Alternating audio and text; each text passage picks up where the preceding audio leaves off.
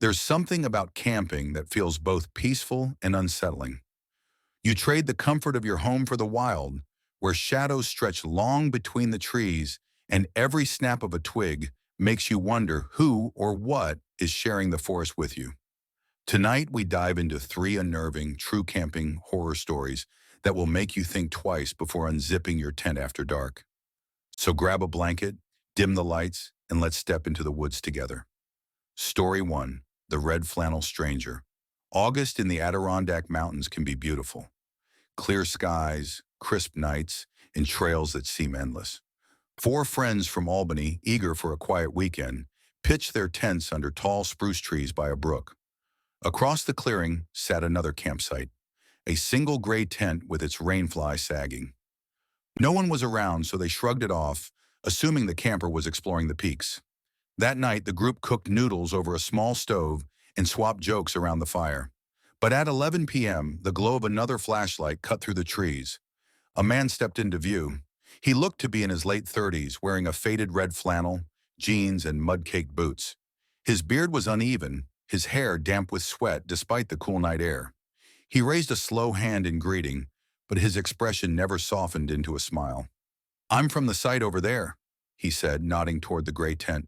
"Mind if I warm up a minute?" Politeness outweighed unease. They nodded. He crouched by the flames, stretching his hands as though he'd been freezing. Then the questions began. "How long are you folks staying?" "Albany, huh?" "So, 2 hours south? Anyone expecting you on Monday?" Each question dug deeper, more personal. His eyes kept flicking to their tents, their gear, their food, as though counting every item. The group exchanged nervous glances. Jenna finally announced they were turning in. The man stood abruptly, muttered goodnight, and walked back toward the gray tent, his flashlight beam erratic, never pointing straight ahead. Unease spread through the camp. They zipped themselves inside their tents, though sleep came hard. Around 2 a.m., footsteps scraped through the pine needles. Slow, deliberate, circling the tents once, then again. A boot heel struck a rock. The sound moved closer, then faded into silence. Morning revealed chaos. Their cooler was tipped over, food wrappers scattered. One hiking pole snapped clean in half.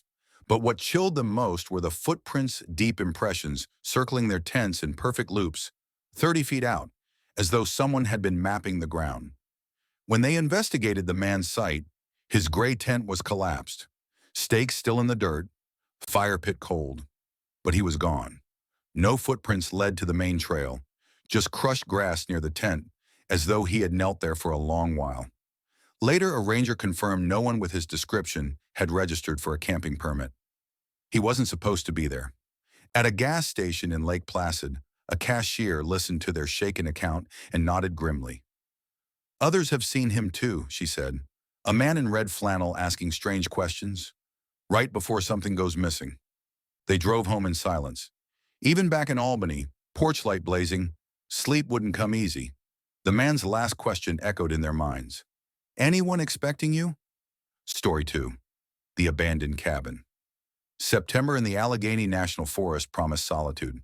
That was the whole point. A camper from Pittsburgh parked his car, shouldered his pack, and hiked 3 miles down an old logging road until the forest swallowed every sound of traffic. By late afternoon, he had pitched his tent beside a creek, filtered water, and built a small fire. The woods were quiet, the kind of silence that pressed down like a blanket. The next morning, curiosity pulled him up a faint trail along the ridge. It led to an overgrown driveway, and at the end, an abandoned cabin. Its roof sagged, windows boarded over, porch warped with age. He stepped carefully inside. Dust coated the furniture.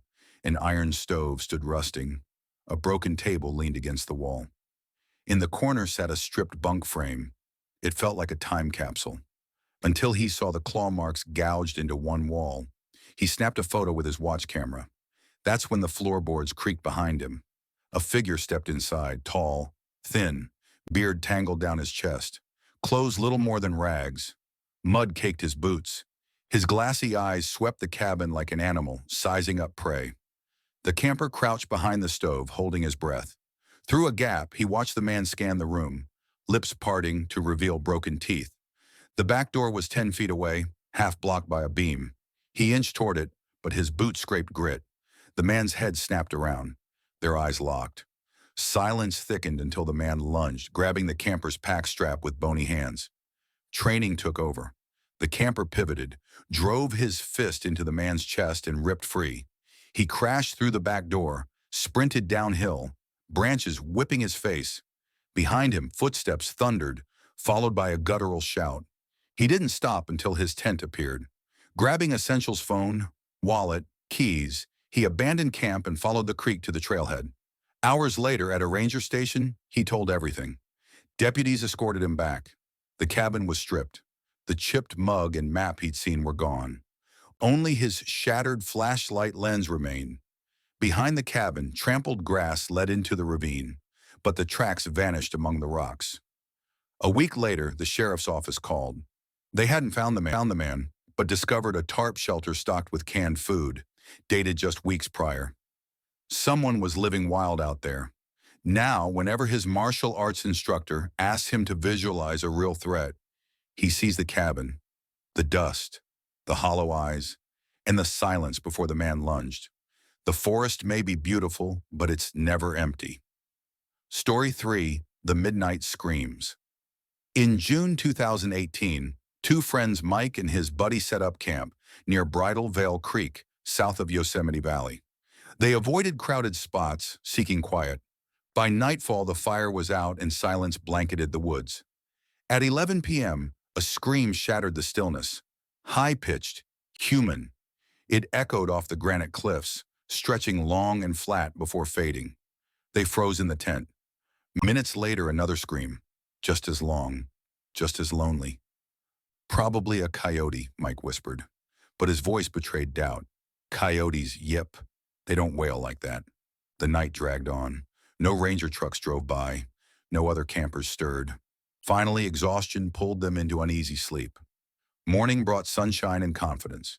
They set out for a hike toward Dewey Point. But 3 miles in, they found something that killed their optimism.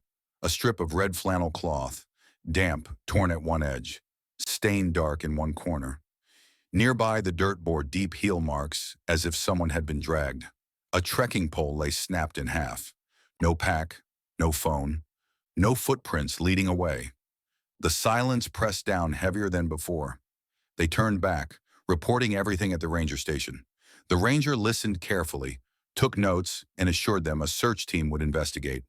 That night, they stayed close to camp, fire burning low.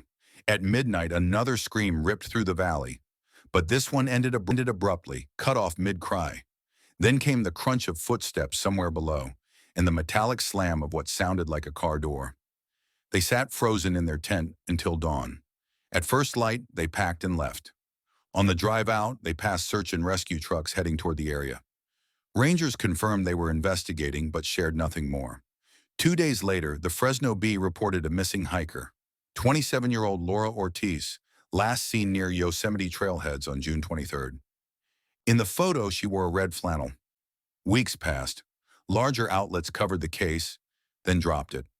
The forest returned to silence, but for the two campers, the screams still echo.